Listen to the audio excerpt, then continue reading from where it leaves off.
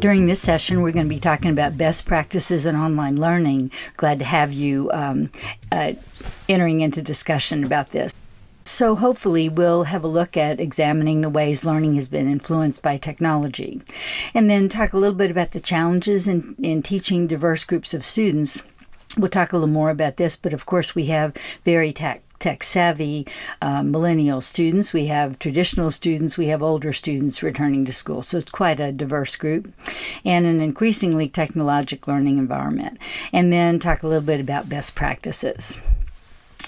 The focus and the venue for learning has shifted immeasurably. I imagine all of you have experienced that for yourselves. So we have a really changing technologic environment. And because of that, we need to modify the teaching strategies when we move online.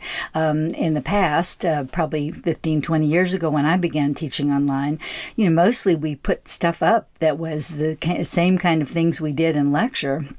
In a face-to-face environment, and that's certainly not appropriate, and we have learned that we really need to examine our teaching strategies and see the ones that work the best and then how they need to be modified to move online. National bodies' recommendations clearly mandate that our nursing students, both at the basic level and the graduate level, need to be competent in the use of technology. All of you are in practice. You know that in the hospital environment, we are increasingly dependent on technology, and that's also true in the educational environment. A very important, I think, significant contributor to this discussion has been Diane Skiba, and this was 2007, so almost 10 years ago. She said that unless nursing faculty are retiring shortly, they've got to get on board with technology. And of course, we have increasingly tech-savvy students, although, as I mentioned, there is diversity in the student group. We can't assume just because things are so much more technological that our students are tech savvy. And many of our students have used technology for social media and for social contact, but may or may not really be savvy in terms of learning using technology. Just kind of for you to think about, we won't take a minute to answer this question, but does anybody not have technology devices? I would think not. How about your use of technology primarily for personal social use? Or do you feel you're an experienced online learner? And then finally, do you feel confident in using technology as a teacher? Because of course, these are all separate skill sets. In terms of moving things online, I want to make, I think, a very important point here, and that is that the how now becomes as important as the what. So the how, the delivery of the content and the way the student interacts with the content has become as important as the content. And that makes this, I think, a little bit more challenging than perhaps the teaching has been of the past. So in traditional nursing education, of course, requires reading literacy, discipline to actually do the activities, read the book, read the assigned references, that kind of thing. In the online world, it also requires that, reading literacy. You also need to be disciplined, stay on task, but you also have to have digital literacy. You have to have adequate hardware, software, adequate bandwidth, which can be a problem depending on the geographic area of your student. And you have to master all of that in addition to the content, the traditional content.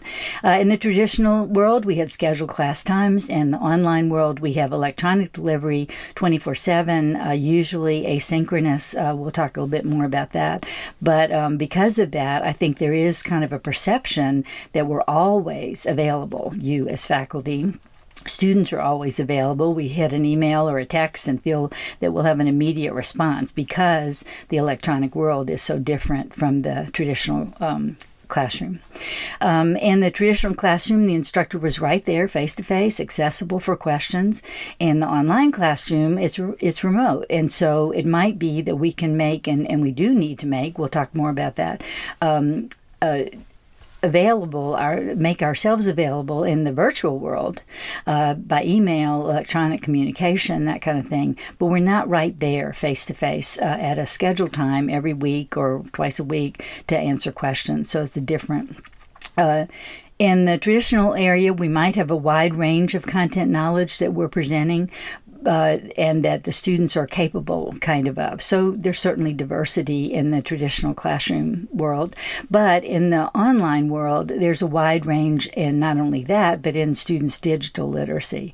And I've certainly worked with an awful lot of students who are just flummoxed by the online world and really have so much trouble doing an assignment, posting a discussion point. And that's certainly better as they matriculate in a program, but it's often a learning curve for them. And then in the traditional world, knowing the content and completing the assignments generally led to a good grade. But in the online world, if you don't have a good grasp of the delivery approach, and then you don't get your assignment in, you don't get it in on time, you don't post, it gets lost, whatever, the traditional dog ate my homework thing, it's very different in the online world. There certainly are changes in sort of the way that we look at learning. So, the questions that arise, and this is a really interesting reference. Should you want to look that up, I can send it to you. So who is responsible for learning in the online world? Who is the gatekeeper to the information? What is the relationship between the teacher and student? That was all pretty solidified and comfortable in the classroom world. It's different in the online world. How is the growth of the learner best achieved? Because they're so much more independent. And what is the impact of online education on the human element?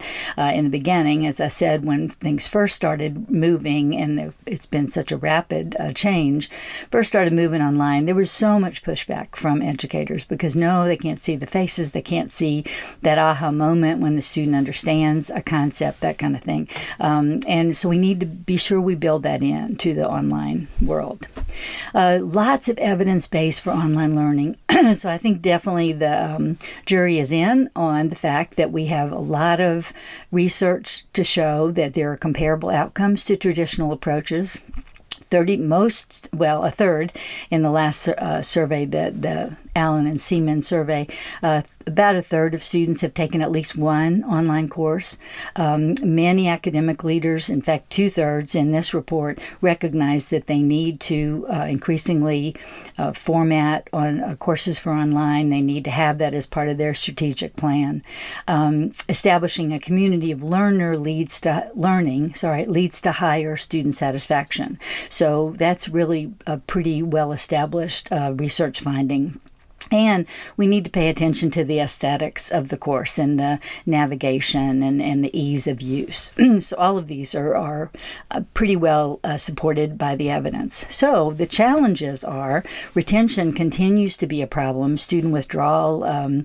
Many academic leaders report the need for increased student discipline. They don't mean disciplining the students. They mean students' stick-to-itiveness, persistence. Online may not be for everyone. And especially totally online, it might be some students do better with a more hybrid approach. Some students have reported feeling lost in space. They just can't connect in this way. Many faculty have pushed back, and I would say that many faculty nearing retirement decided that kind of tipped them over, that if they really had to go online, that might not be something that they wanted to do. They really like the classroom environment. And then the infrastructure burden is huge, and institutions of learning that decide to really go in the area of online education need to be sure they are providing 24/7 tech support, enough orientation, both for faculty and for students. We really need to make sure that those things are in place.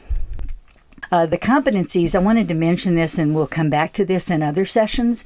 The National League for Nursing has developed a kind of series of work. They've developed a certification for nursing education and identified, and again, these are very evidence-based, based on quite a bit of research about the nursing educator role, that there are 8 sort of general competency areas. And we're going to talk a little bit about, how they might be useful in the online setting, especially some of them.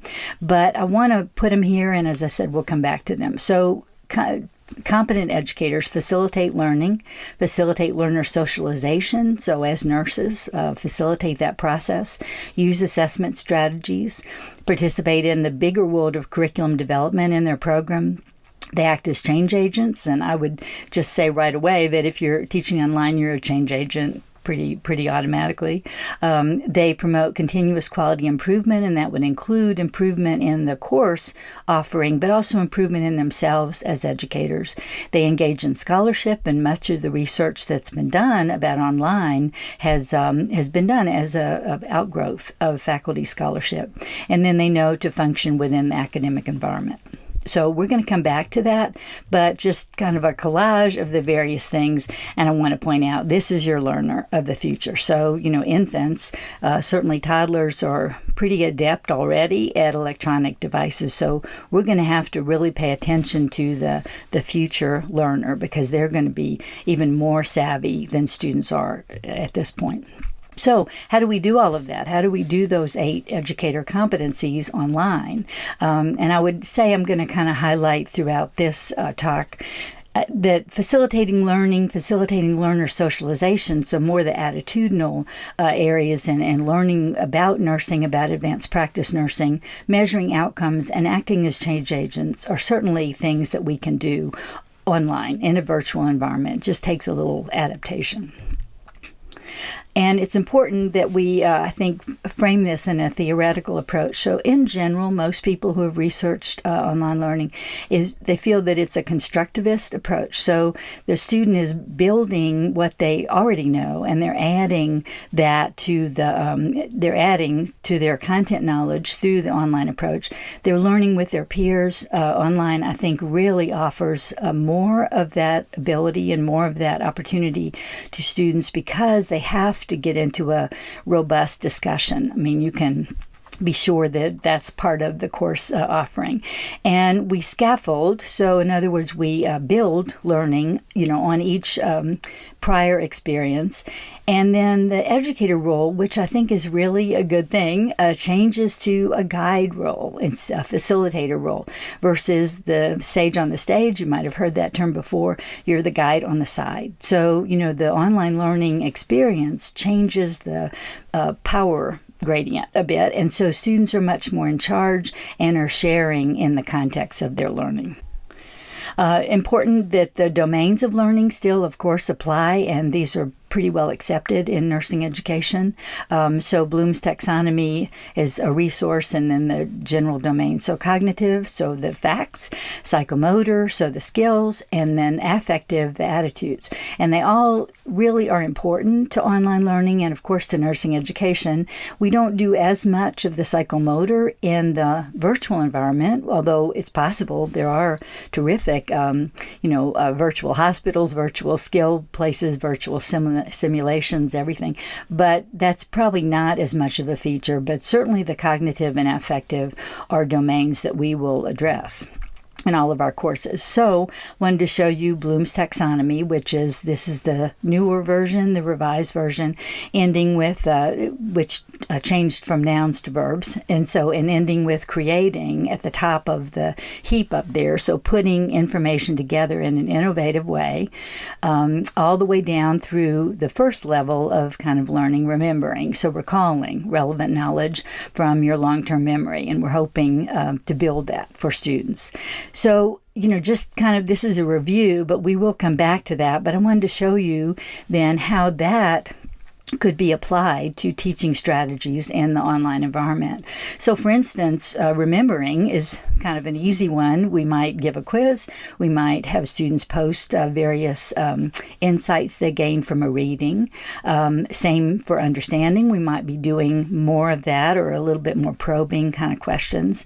Applying and analyzing, we could certainly have students do case studies. We could have them do exercises, still in the virtual environment, but using their ability to analyze the new information they're gaining, or work together in a group to get group opinions. Evaluating, one thing that I have used more now that I'm teaching a little bit more graduate and doctoral level students, is peer review. And students really do well with this. It's good for them to learn to critically evaluate each other's work and each other's discussion.